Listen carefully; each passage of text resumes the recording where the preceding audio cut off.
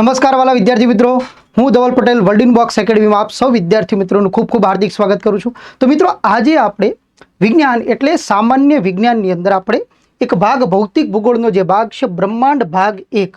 हवे आनी अंदर आपणे शुं जोवाना छे तो आवनारी पोलीस भरतीने ध्याने राखीने क्विक रिविजन मतलब क्वेश्चन आंसर वन लाइनरनी अंदर आपणे आ प्रश्नोनी चर्चाओ करीशुं। फक्त क्विक रिविजनना भागरूपे आ एक आपणे सामान्य विज्ञाननो एक આપણે અભ્યાસ શરૂ કરવા જઈ રહ્યા છીએ। તો જોડાઈ રહેજો મિત્રો। તો શરૂઆત કરીએ છીએ આપણે પ્રશ્ન નંબર 1 કે બ્રહ્માંડની ઉત્પત્તિના અભ્યાસને ખાલી જગ્યા કહે છે।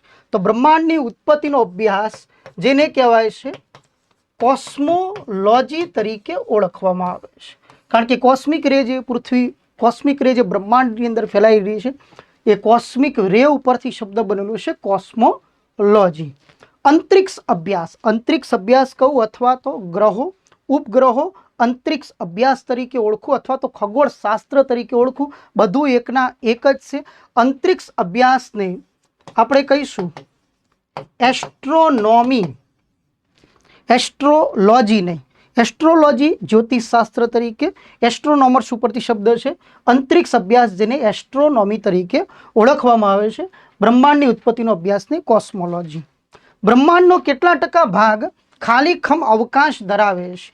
तो आ तमारी जाणकारी माटे थईने के ब्रह्मांडनो 99.9% भाग खाली खम अवकाश धरावे छे के जेने आपणे नॉन यूनिवर्स तरीके ओळखीए छीए। तो यूनिवर्स फक्त 0.1% में ज फैलायेलुं छे। चलो आगळ वधीशुं। प्रश्न 3 अहींया पूरा थाय छे। साथे केटलीक नानी अमथी चर्चा करी लऊं छुं के पृथ्वी ए सूर्यमंडळनो भाग छे। सूर्यमंडळ कोनो भाग छे? तो आपने ख्याल छे के आकाशगंगानो भाग छे। आवी आकाशगंगा एटले मिल्की वे, आवी जेने आपणे तारामंडळ तरीके ओळखीए, आवा तारामंडळ भेगा थाय एटले क्लस्टर बनावे छे, अने एवा क्लस्टर भेगा थाय एटले सुपर क्लस्टर बनावे छे।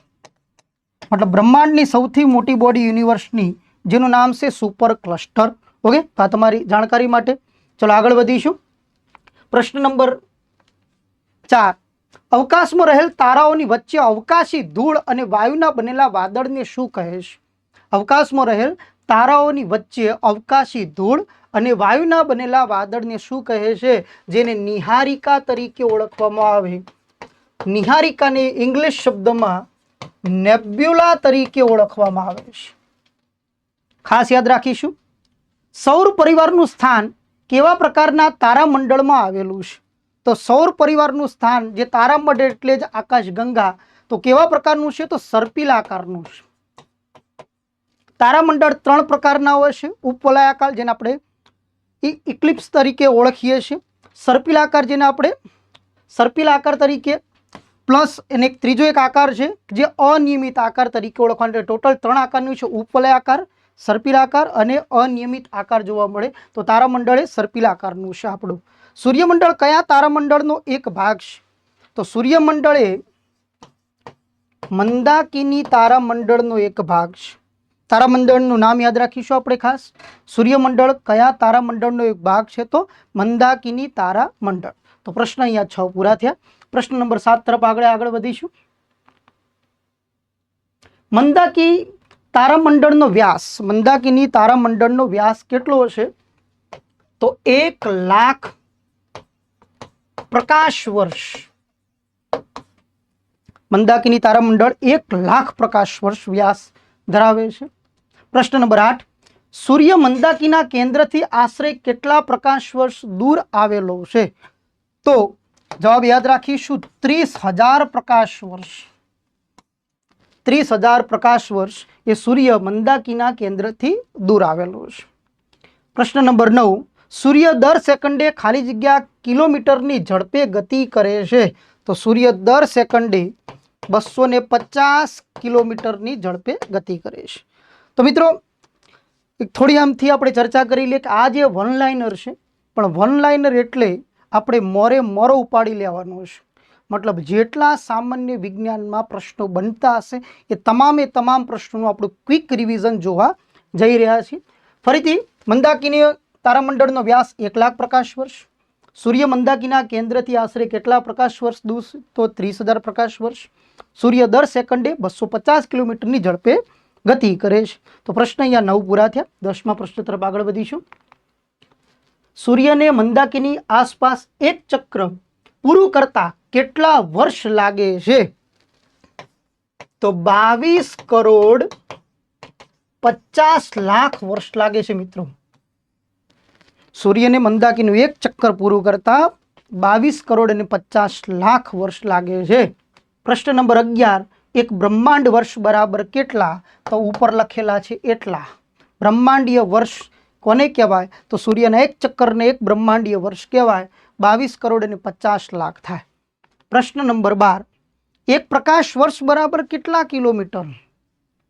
એક પ્રકાશ વર્ષ બરાબર કેટલા કિલોમીટર? તો યાદ રાખીશું 9.46 ગુણ્યા 10⁻12 કિલોમીટર. 9.46 ગુણ્યા 10⁻12 કિલોમીટર. તો આંકડો કઈ રીતના આવ્યો છે એની ચર્ચા આપણે પછી કરીએ. ચલો પ્રશ્ન નંબર 13 તરફ આગળ વધીશું. બ્રહ્માંડમાં પ્રકાશની ગતિ ખાલી જગ્યા છે. તો બ્રહ્માંડમાં પ્રકાશની ગતિ 3 ગુણ્યા 10⁵ કિલોમીટર પ્રતિ સેકન્ડ. તો સમજી શકો 10⁵ એટલે 1 લાખ થાય. મતલબ પ્રતિ સેકન્ડે પ્રકાશની ગતિ 3 લાખ કિલોમીટર છે. તો હવે આપણે આ એક પ્રકાશ વર્ષનું મૂલ્ય કઈ રીતના થયું? 1 સેકન્ડે 3 લાખ કિલોમીટર, તો 365 દિવસની સેકન્ડ જેટલી થાય એની સાથે ગુણાકાર કરો એટલે એક પ્રકાશ વર્ષ મળે 9.46 ગુણ્યા 10⁻12 કિલોમીટર. ક્લિયર મિત્રો?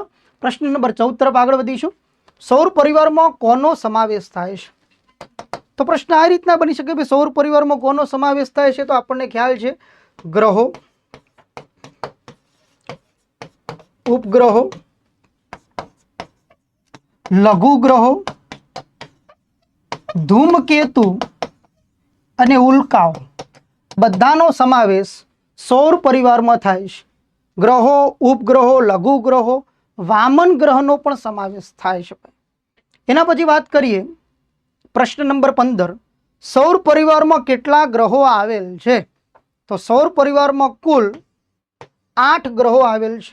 કારણ કે પ્લુટો એ વામન ગ્રહ છે.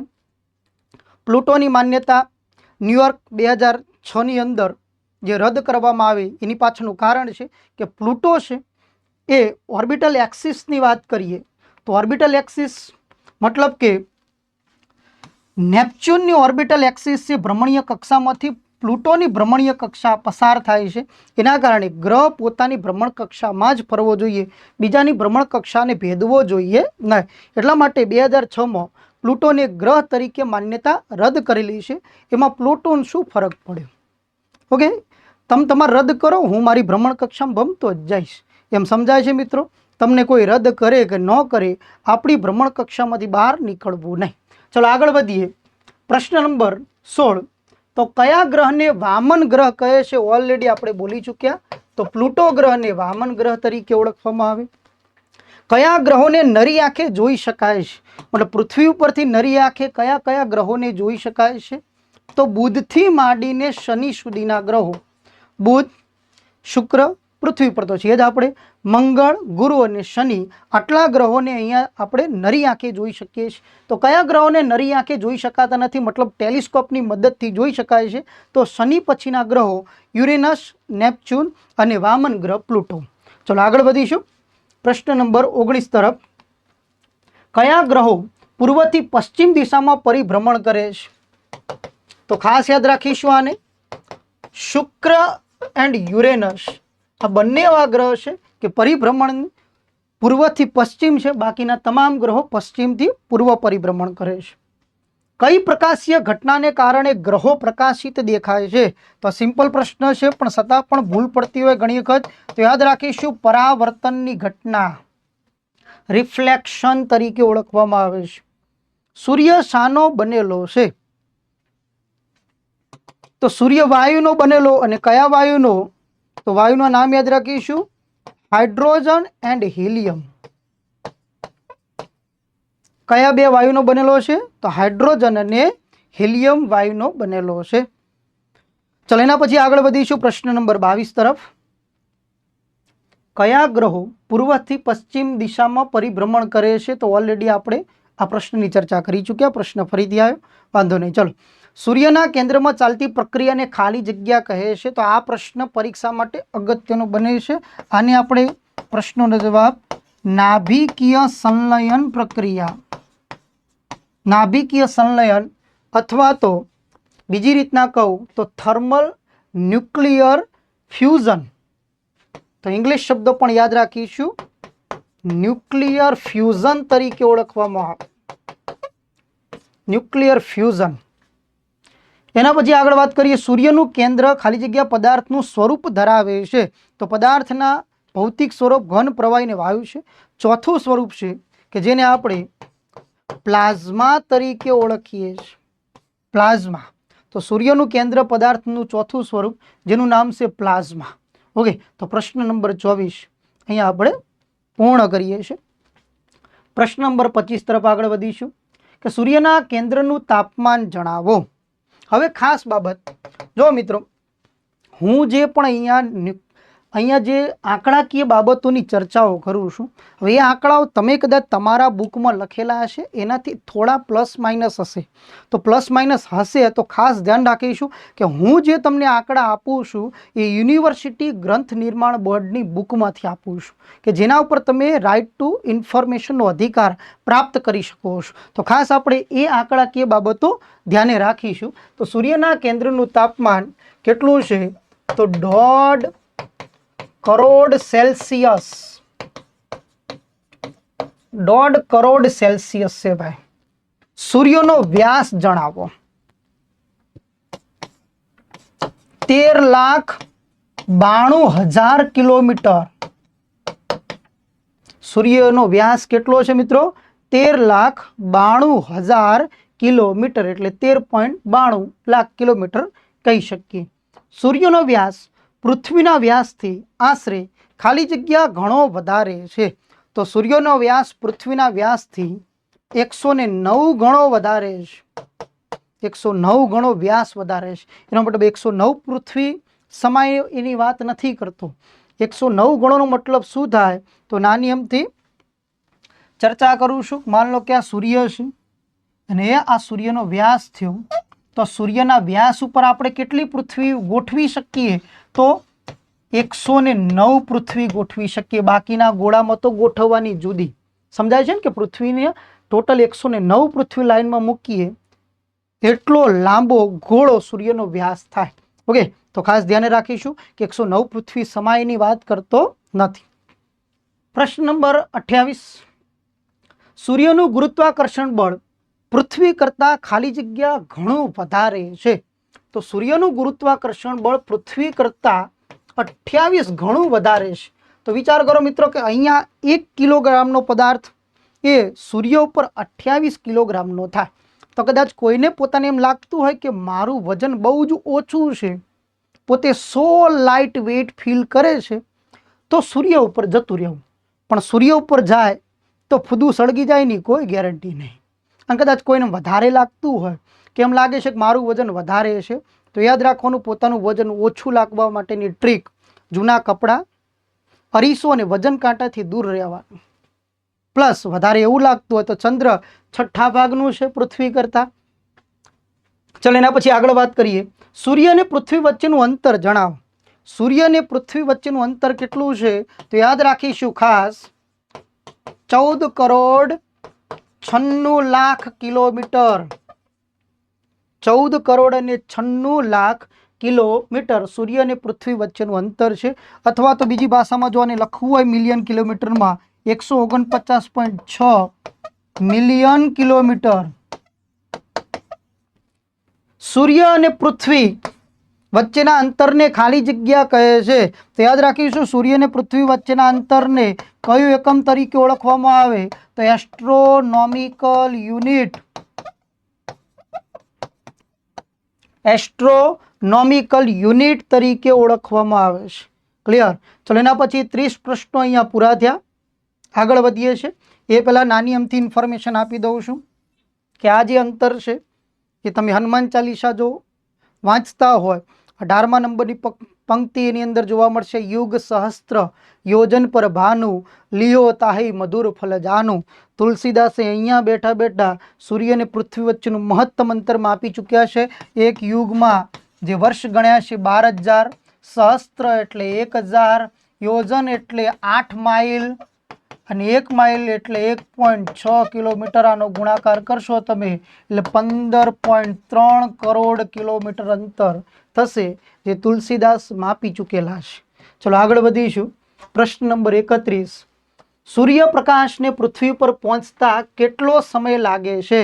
તો યુનિવર્સિટી ગ્રંથ નિર્માણ બોર્ડ અનુસાર 8 મિનિટ લાગે છે। આમ જોવા જઈએ તો 8 મિનિટ અને 19 અથવા 20 સેકન્ડ આપણે ગણીએ છીએ। 499 સેકન્ડનો સમય લાગે છે, પણ મિનિટ કેટલી છે? તો 8 મિનિટનો સમય લાગે છે। સૂર્યની સપાટીનું તાપમાન જણાવો।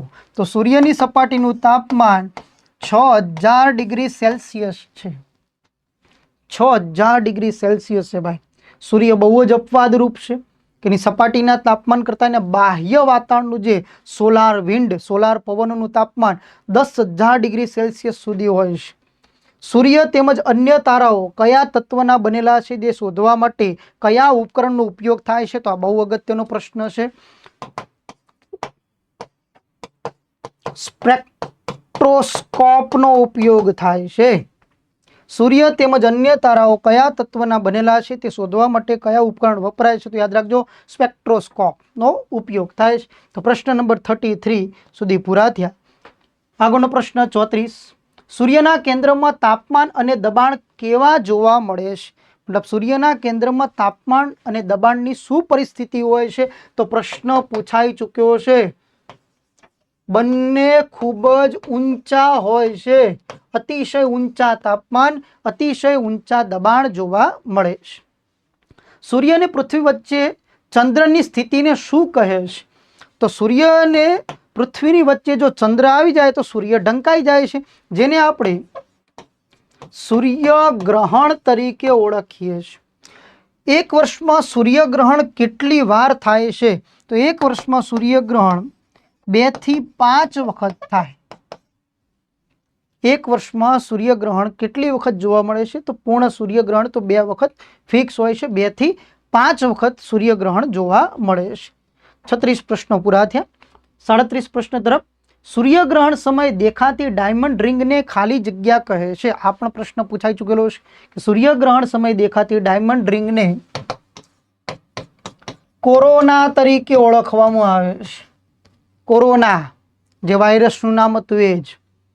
સૂર્યની બાહ્ય દેખાતી સપાટીને ખાલી જગ્યા કહે છે। મતલબ આપણે જે સૂર્યની સપાટી બાહ્ય રૂપે જે જોઈ શકીએ છીએ એ આવરણને ફોટોસ્ફિયર તરીકે ઓળખવામાં આવે।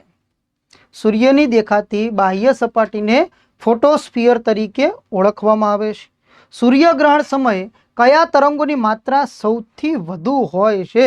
તો સૂર્યગ્રહણ સમયે યાદ રાખીશું એક્સરે, જેને આપણે ક્ષ કિરણો તરીકે ઓળખીએ છીએ, એનું પ્રમાણ સૌથી વધુ માત્રામાં જોવા મળે છે। એટલા જ માટે સૂર્યગ્રહણ વિશે થોડી ઇન્ફોર્મેશન આપું છું કે ભાઈ સૂર્યગ્રહણ સમયે આપણને કહે છે કે ભાઈ નરી આંખે સૂર્યગ્રહણ નિહાળવું નહીં, કારણ કે ક્ષ કિરણો નુકસાન કરતા છે અને એ આપણી આંખમાં પ્રવેશે તો આપણી રેટિના ખરાબ થઈ શકે છે। એટલા માટે આપણે સીધું એની જગ્યાએ આપણે એક્સરે પ્લેટથી નિહાળતા હોઈએ છીએ। તો હવે કદાચ આઈડિયા આવતો હોય કે સૂર્યગ્રહણ સમયે કયા તરંગોનું પ્રમાણ સૌથી વધુ? તો એક્સરે। ચલો આગળ વધીશું। પ્રશ્ન નંબર 40, સૂર્યમાંથી પ્રતિ સેકન્ડે કેટલા કોલસા દહનની ઉત્પત્તિ થતી ઉર્જા ઉદ્ભવે છે? કેટલાથી નહીં, પણ સૂર્યમાંથી પ્રતિ સેકન્ડે કેટલો કોલસો દહન કરીએ જેના કારણે પ્રતિ સેકન્ડે ઉર્જા ઉત્પન્ન થાય છે? તો યાદ રાખીશું 12,000 અબજ ટન। કલ્પના કરો મિત્રો, 12,000 અબજ ટન કોલસો દહન થાય એટલી ઉર્જા સૂર્યમાંથી પ્રતિ સેકન્ડે આવે છે। ઓકે, તો સૂર્યની ઉર્જાનો કેટલા ટકા ભાગ પૃથ્વી ઉપર પહોંચે છે? તો સૂર્યની ઉર્જાનો 2 અબજમો ભાગ પૃથ્વી ઉપર પહોંચે છે।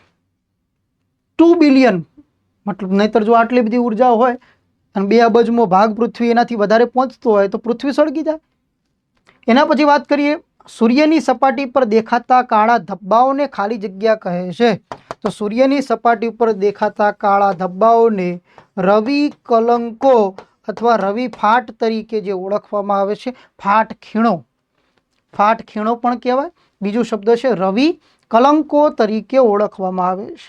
આવા પ્રશ્નો વારંવાર પૂછાય છે, યાદ રાખીશું. પ્રશ્ન નંબર 43, રવિ કલંકો દર કેટલા વર્ષે જોવા મળે છે? તો યાદ રાખીશું, રવિ કલંકો દર 11 વર્ષે જોવા મળે છે.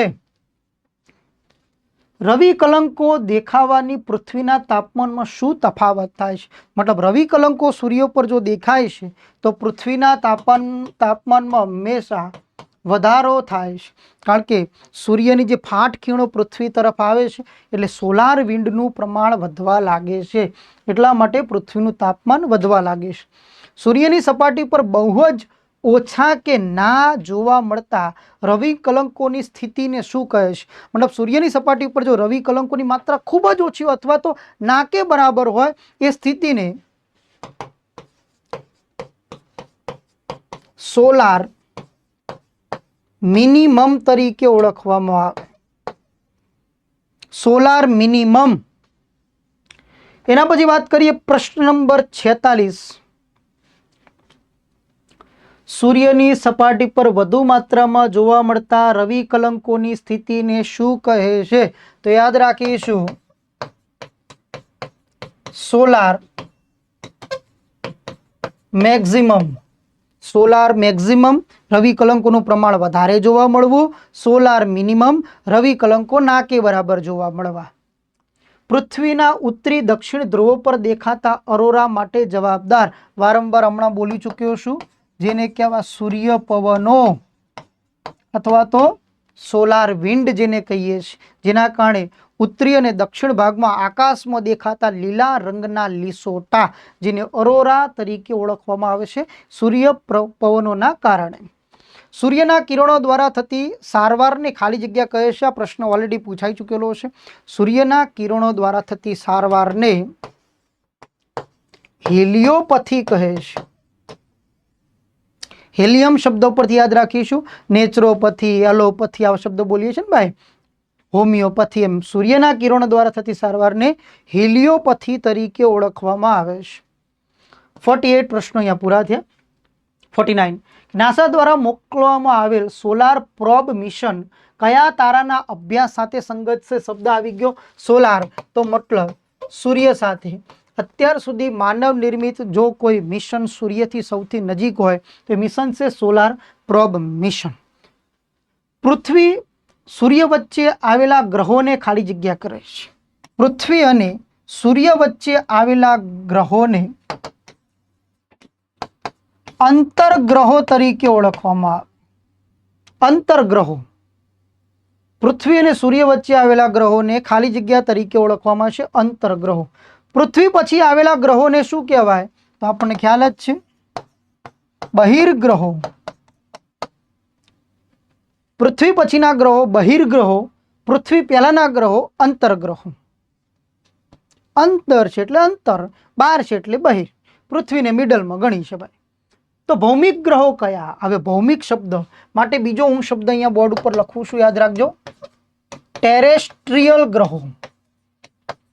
તો ભૌમિક ગ્રહો કયા કયા છે કે જે પૃથ્વી જેવું નક્કર બંધારણ ધરાવતા હોય એવા ગ્રહોને આપણે ટેરેસ્ટ્રિયલ અથવા તો ભૌમિક, જે કદમાં નાના હોય છે તો બુધ, શુક્ર, પૃથ્વી અને મંગળ, કે જેને આપણે ટેરેસ્ટ્રિયલ ગ્રહો તરીકે ઓળખીશું. પેલા અંતરગ્રહો ફક્ત 2 જ આવશે, બુધ અને શુક્ર. બહિર્ગ્રહો મતલબ પૃથ્વી પછીના મંગળ, ગુરુ, શનિ, યુરેનસ, નેપચ્યુન, જે બહિર્ગ્રહો કહેવાય. ઓકે. જોવિયન ગ્રહો કયા છે? જોવિયન, જેનું બંધારણ સૂર્ય જેવું વાયુમય હોય, કદમાં મોટા હોય, જાયન્ટ હોય, એ ગ્રહોને જોવિયન ગ્રહો તરીકે ઓળખીશું. મતલબ મંગળ પછીના ગુરુ, શનિ, યુરેનસ એન્ડ નેપચ્યુન, આ ગ્રહોને આપણે જોવિયન ગ્રહો તરીકે ઓળખીશું. સૌથી વધુ ઉપગ્રહો ધરાવતો ગ્રહ, ચલો કયો ગ્રહ સૌથી વધુ ઉપગ્રહો ધરાવે છે? યાદ રાખીશું, શનિ ગ્રહ, સેટર્ન. એને આપણે ઇંગ્લિશમાં બોલીએ છીએ, જે સૌથી વધુ ઉપગ્રહો ધરાવતો ગ્રહ છે. પ્રશ્ન નંબર 55, સૌથી ઓછા ઉપગ્રહ ધરાવતો ગ્રહ, મતલબ સૌથી ઓછા ઉપગ્રહ કોને છે? તો પૃથ્વીને છે મિત્રો. પૃથ્વી કેટલા ઉપગ્રહ ધરાવે છે? તો પૃથ્વી એક ઉપગ્રહ ધરાવે છે, અને જેનું નામ છે આપણે બધાએ જાણીએ છીએ ચંદ્ર. મંગળ કેટલા ઉપગ્રહ ધરાવે છે? તો મંગળ ફક્ત 2 ઉપગ્રહ ધરાવે છે. બંને ઉપગ્રહના નામ દરેકને ખ્યાલ છે, ફોબોસ અને ડીમોસ. ચલો પ્રશ્ન 57 સુધી આપણે પૂર્ણ કર્યા. 58 પ્રશ્ન, ગુરુ કેટલા ઉપગ્રહ ધરાવે છે? તો ગુરુને ટોટલ 95 ઉપગ્રહ છે. શનિ કેટલા ઉપગ્રહ ધરાવે છે? તો શનિ ટોટલ 146 ઉપગ્રહ ધરાવે છે. નેપચ્યુન કેટલા ઉપગ્રહ ધરાવે છે? તો નેપચ્યુન 16 ઉપગ્રહ ધરાવે છે. હવે મિત્રો તમે કદાચ બુકમાં અત્યાર સુધી એવું જ જોયું છે કે ગુરુ 79 ઉપગ્રહ, શનિ 82 ઉપગ્રહ, નેપચ્યુન 14 ઉપગ્રહ. હવે આ જે આંકડો છે એ રિસેન્ટલી ન્યુમેરિકલ આંકડાઓ હંમેશા ફ્લક્ચ્યુએટ થતા હોય છે. આ કરંટ આંકડા છે કે હાલની તારીખમાં ગુરુને 95 ઉપગ્રહ છે, શનિને 146 ઉપગ્રહ છે અને નેપચ્યુનને 16 ઉપગ્રહ છે. એના પછી વાત કરીએ યુરેનસ કેટલા ઉપગ્રહ ધરાવે છે? તો યુરેનસ 28 ઉપગ્રહ ધરાવે છે. પેલા જૂના 27 હતા, એક વધી ગયો 28 થી. પ્લુટો કેટલા ઉપગ્રહ ધરાવે છે? તો પ્લુટોને પેલા એક જ લખીને આવતો. પ્લુટો ટોટલ 5 ઉપગ્રહ ધરાવે છે, 5 ઉપગ્રહ. ચલો સૂર્યમંડળનો સૌથી મોટો ઉપગ્રહ કયો ગ્રહ ધરાવે છે? તો સૂર્યમંડળનો સૌથી મોટો ઉપગ્રહ કયો ગ્રહની વાત કરીશ? તો ગુરુ ગ્રહનો છે. કયો છે? તો હમણાં પ્રશ્ન આવશે ભાઈ. ઓકે, ફરીથી યુરેનસને 28 ઉપગ્રહ, પ્લુટોને 5 ઉપગ્રહ, અને સૂર્યમંડળનો સૌથી મોટો ઉપગ્રહ કયા ગ્રહને છે? તો ગુરુને છે. ક્લિયર? આગળ પ્રશ્ન નંબર 64, સૂર્યમંડળનો સૌથી મોટો ઉપગ્રહ જણાવો, જેનું નામ છે ગનીમેડ અથવા ગેનીમેડ, જે ગુરુનો છે. આપણે વાત કરી ચૂક્યા. સૂર્યમંડળનો સૌથી નાનો ઉપગ્રહ કયો ગ્રહ ધરાવે છે? તો મંગળ ધરાવે છે. તો સૂર્યમંડળનો સૌથી નાનો ઉપગ્રહ કયો છે? તો ડીમોસ, ફોબોસ એન્ડ ડીમોસ. ઓકે, તો ડીમોસ એ સૂર્યમંડળનો સૌથી નાનો ઉપગ્રહ છે, એ યાદ રાખીશું કમ્પલસરી. તો એના પછી વાત કરીએ શનિનો સૌથી મોટા ઉપગ્રહનું નામ જણાવો. તો શનિનો સૌથી મોટો ઉપગ્રહ છે જેનું નામ છે ટાઇટન. શનિનો સૌથી મોટો ઉપગ્રહનું નામ છે ટાઇટન. શનિનો કયો ઉપગ્રહ અન્ય ઉપગ્રહની સાપેક્ષે વિરુદ્ધ દિશામાં ભ્રમણ કરે છે? તો શનિનો જે ઉપગ્રહ છે એનું નામ છે ફોબે. ઘણી બુકોમાં ફાવે લખેલું હોય, ફોબે. કયા ગ્રહને કૃષિનો દેવતા કહે છે? તો ઉપર લખેલો એ જ આન્સર, ફોબે. ફોબે, ફાબે જે લખેલું હોય યાદ રાખીશું કે શનિના બધા ઉપગ્રહ જે ભ્રમણ કરે છે ને તે વિરુદ્ધ દિશામાં ફોબે ફરે છે, અને ફોબે ઉપગ્રહને કૃષિનો દેવતા તરીકે ઓળખવામાં આવે છે. આગળ વાત કરીએ પ્રશ્ન નંબર 70, નેપચ્યુનનો સૌથી મોટો અને જાણીતો ઉપગ્રહ, જેનું નામ છે ટ્રિટોન. ટ્રિટોન. નેપચ્યુનના 2 ઉપગ્રહો છે ને એ બહુ જાણીતા છે. ટ્રિટોન સૌથી મોટો છે, આપણે આ પ્રશ્નનો જવાબ તો થાય. બીજો છે નેરીડ. આ બંને યાદ રાખીશું. એમાં ટ્રિટોનને આપણે કમ્પલસરી યાદ રાખીશું. નેપચ્યુનનો સૌથી મોટો અને જાણીતો ઉપગ્રહ ટ્રિટોન છે ભાઈ. કયા ઉપગ્રહ પર જીવન હોવાની સંભાવના છે? ગ્રહ નથી કહેતો મિત્રો, યાદ રાખજો, ઉપગ્રહની વાત કરું છું કે કયા ઉપગ્રહ જીવન હોવાની સંભાવના છે. તો ગુરુનો ઉપગ્રહ છે જેનું નામ છે યુરોપા, કે જેના ઉપર જીવન હોઈ શકવાની સંભાવનાઓ છે. ટાઇટેનિયા કયા ગ્રહનો ઉપગ્રહ છે? આ જીપીએસસી નો પ્રશ્ન છે મિત્રો. યુરોપા પણ જીપીએસસીમાં પૂછાઈ ગયો. જોડકું જોડો 7/1/2024માં. ટાઇટેનિયા કોનો ઉપગ્રહ છે? તો યાદ રાખીશું યુરેનસ. શનિના ઉપગ્રહનું નામ છે ટાઇટન, પણ અહીંયા લખેલું છે ટાઇટેનિયા, એ યુરેનસનો ઉપગ્રહ છે. યાદ રાખીશું કમ્પલસરી. પ્રશ્ન નંબર 73, સૂર્યનો સૌથી નજીકનો ગ્રહ, હવે આ તો આખા ગામને આવડે, કયો છે? બુધ, જેને ઇંગ્લિશમાં મર્ક્યુરી તરીકે ઓળખીશું. સૂર્યમંડળનો સૌથી નાનો અને ઝડપી ગ્રહ, તો બુધ જ આવે, નાનો છે. હવે શ્રેણી પણ કહી દઉં, સૌથી મોટો ગુરુ, પછી શનિ, પછી યુરેનસ, પછી નેપચ્યુન, પછી પૃથ્વી, પછી શુક્ર, પછી મંગળ, ને મંગળ પછી સૌથી નાનો એટલે બુધ. આ સિરીઝ યાદ રાખજો. ગુરુ, શનિ, યુરેનસ, નેપચ્યુન, પૃથ્વી, શુક્ર, મંગળ એન્ડ બુધ.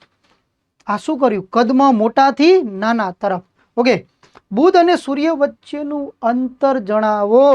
ચલો, બુધ અને સૂર્ય વચ્ચેનું અંતર છે 58 લાખ કિલોમીટર. બુધ અને સૂર્ય વચ્ચેનું અંતર છે 58 લાખ કિલોમીટર. 75 પ્રશ્નો પૂરા કરી ચૂક્યા. આપણે જે સૂર્યમંડળ અત્યારે જોઈ રહ્યા છો, લાઇન ટુ લાઇન બધા જ ગ્રહોની આપણે ચર્ચાઓ કરીશું. એના સંલગ્ન જેટલા પણ નીકળતા વન લાઇનર એ તમામની ચર્ચા હું કરી રહ્યો છું. એના પછી વાત કરીએ પ્રશ્ન નંબર 76. બુધનો વ્યાસ જણાવો. ચલો, બુધનો વ્યાસ 4879 કિલોમીટર છે મિત્રો. 4879 કિલોમીટર બુધ પોતાનો વ્યાસ. બુધનું ધરીભ્રમણ અને પરિક્રમણ. ધરીભ્રમણ છે 59 ડેઝ અને સૂર્યની આજુબાજુ એને કેટલા દિવસમાં પૂર્ણ થાય છે? તો 88 દિવસમાં.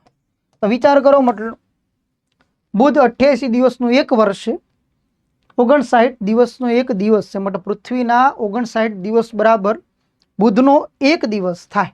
તો કોઈને કદાચ પૃથ્વીના દિવસનો સમય ઓછો પડતો હોય તો બુધ ઉપર જઈ શકે છે. પ્રશ્ન નંબર 79. બુધના રાત્રિ અને દિવસના તાપમાન કેટલા જોવા મળે? તો રાત્રિનું તાપમાન -140 ડિગ્રી સેલ્સિયસ, દિવસના તાપમાન 350 ડિગ્રી સેલ્સિયસ. મતલબ બુધ ઉપર જીવન શક્ય નથી, ખૂબ જ નજીકનું હશે, એટલા માટે તાપમાનમાં ખૂબ જ મોટો તફાવત જોવા મળે છે. સૂર્યમંડળનો સૌથી તેજસ્વી ગ્રહ. સૂર્યમંડળનો સૌથી તેજસ્વી ગ્રહ શુક્ર, જેને ઇંગ્લિશ શબ્દમાં આપણે વિનસ તરીકે ઓળખીએ છીએ. શુક્રનું સૂર્યથી અંતર જણાવો. ચલો, શુક્ર અને સૂર્ય વચ્ચે કેટલું અંતર છે? તો 10.82 કરોડ કિલોમીટર. 10 કરોડ અને 82 લાખ કિલોમીટર લખું તો પણ ચાલે, અથવા તો 108.2 મિલિયન કિલોમીટર લખું તો પણ ચાલે. તો પ્રશ્ન 81 અહીંયા પૂરા થયા. પ્રશ્ન નંબર 82. શુક્રનો વ્યાસ જણાવો. તો શુક્રનો વ્યાસ 12,104 કિલોમીટર છે. પૃથ્વીના વ્યાસના સમકક્ષ છે ભાઈ થોડો. શુક્રનું ધરીભ્રમણ અને પરિક્રમણ, પોતાની ધરી ઉપર ફરે છે 243 દિવસ અને સૂર્યની આજુબાજુ ફરતા એને 225 દિવસ લાગે છે. એનો મતલબ એક વર્ષ કરતાં એક દિવસ લાંબો થાય. વર્ષ પૂરું થઈ જાય પણ દિવસ પૂરો થતો નથી. પૃથ્વીના 243 દિવસ કરીએ ત્યારે શુક્રનો એક દિવસ થાય છે. ઓકે, તો આ ખાસ યાદ રાખીશું કે કયા ગ્રહનું ધરીભ્રમણ સૌથી ધીમું છે? તો શુક્રનું છે. હમણાં પ્રશ્ન હાલ કદાચ એની અંદર ઇન્ક્લુડ જોવા મળશે. પ્રશ્ન નંબર 85. સૌથી ધીમો પરિભ્રમણ કરતો ગ્રહ? તો શુક્ર. જો ભાઈ પરિભ્રમણ લખેલું છે, પરિક્રમણ નથી લખેલું, એટલે ધરીભ્રમણ કહું કે પરિભ્રમણ કહું એક જ થશે. ઓકે, ખાસ ધ્યાન રાખીશું. કયા ગ્રહને પૃથ્વીનો જોડિયા ભાઈ કે બહેન કહે છે? તો શુક્ર ગ્રહ. કેમ? તો પૃથ્વી અને શુક્ર વચ્ચેનું અંતર ઓછું છે, બંનેનો વ્યાસ સમકક્ષ હોવાના કારણે. કયા ગ્રહને ગ્રીકની પ્રેમ અને સૌંદર્યની દેવી કહે છે? તો પણ શુક્ર ગ્રહને ગ્રીકની પ્રેમ અને સૌંદર્યની દેવી તરીકે ઓળખવામાં આવે છે. પ્રશ્ન નંબર 88. કયા ગ્રહનું વાતાવરણ કાર્બન ડાયોક્સાઇડનું બનેલું છે? તો યાદ રાખીશું બે ગ્રહો છે, શુક્ર ગ્રહ અને બીજો મંગળ ગ્રહ. એમાં સૌથી વધુ કાર્બન ડાયોક્સાઇડનું વાતાવરણ જો કોઈ ગ્રહનું હોય તો એક જ આન્સરની વાત કરું તો શુક્ર, 97%. કઈ ઘટનાને કારણે શુક્ર ગ્રહ સૌથી વધુ તેજસ્વી દેખાય છે? તો કઈ ઘટના કહી શકીએ? તો ઘટના કહેવાય ગ્રીન હાઉસ ઇફેક્ટ. જે કેવી ઘટના સર્જે છે? તો એ સર્જે છે પ્રેશર કુકર સિસ્ટમ. આ યાદ રાખીશું.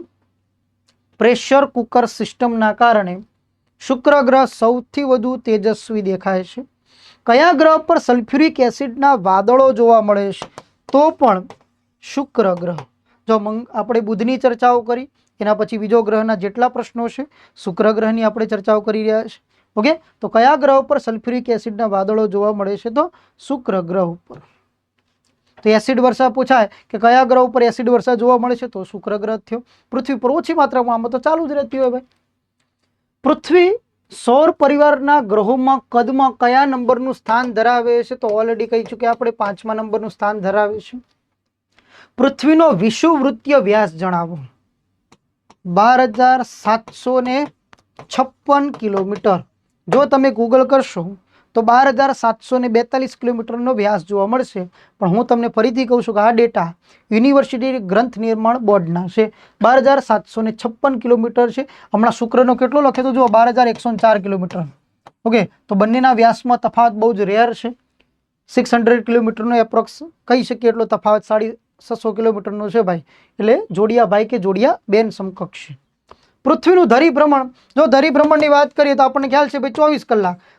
એક્ઝેક્ટ આંકડાની વાત કરવા જઈએ તો 23 કલાક 56 મિનિટ એન્ડ 4.09 સેકન્ડ. પણ આટલું બધું ના પૂછાય. તો પૃથ્વીનું ધરીભ્રમણ 24 કલાકનું છે ભાઈ. હવે પૃથ્વી આવી 94. પૃથ્વીનું પરિક્રમણ તો 365.25 દિવસ, મતલબ 5 કલાક ઉપર છે, બીજા એક્સ્ટ્રા એટલે 365.25 દિવસ છે ભાઈ. પૃથ્વી પોતાની ધરી પર કેટલા ડિગ્રી નમેલી છે?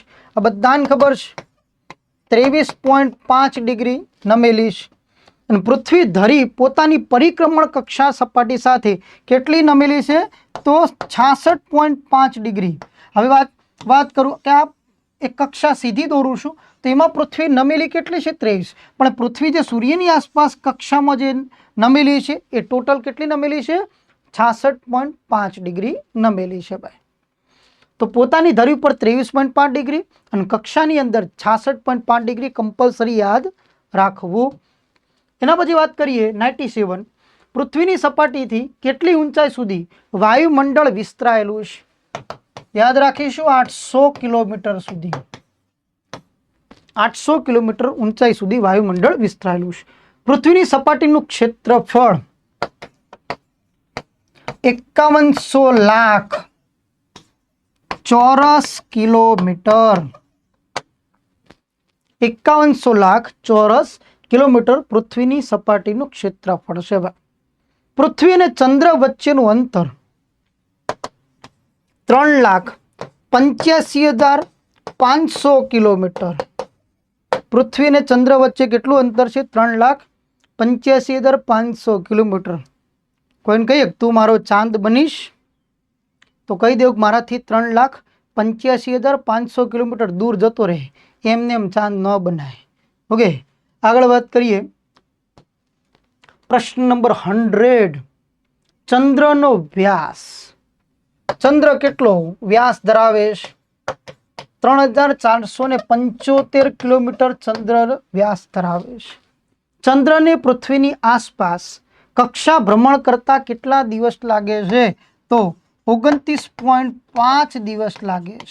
29.5 દિવસનો સમયગાળો છે. માનવે ચંદ્ર પર કઈ સાલમાં પ્રથમ પગ મૂક્યો? તો નાસાએ 1969 એપોલો 11 જુલાઈ 1969 એપોલો 11 મિશન દ્વારા પ્રથમ પગ જે મૂક્યો હતો આપણે બધાને ખબર છે, નીલ આર્મસ્ટ્રોંગ. ઓકે, તો ચંદ્ર પર પ્રથમ 1969 ની અંદર કયો દેશ ગયેલો છે? તો યુએસ. ચલો, તો અહીંયા 102 પ્રશ્નો, મતલબ આપણે અહીંયા પૃથ્વી સુધી આપણે પૂર્ણ કર્યા. હવે આપણે જોઈશું બ્રહ્માંડ પાર્ટ 2.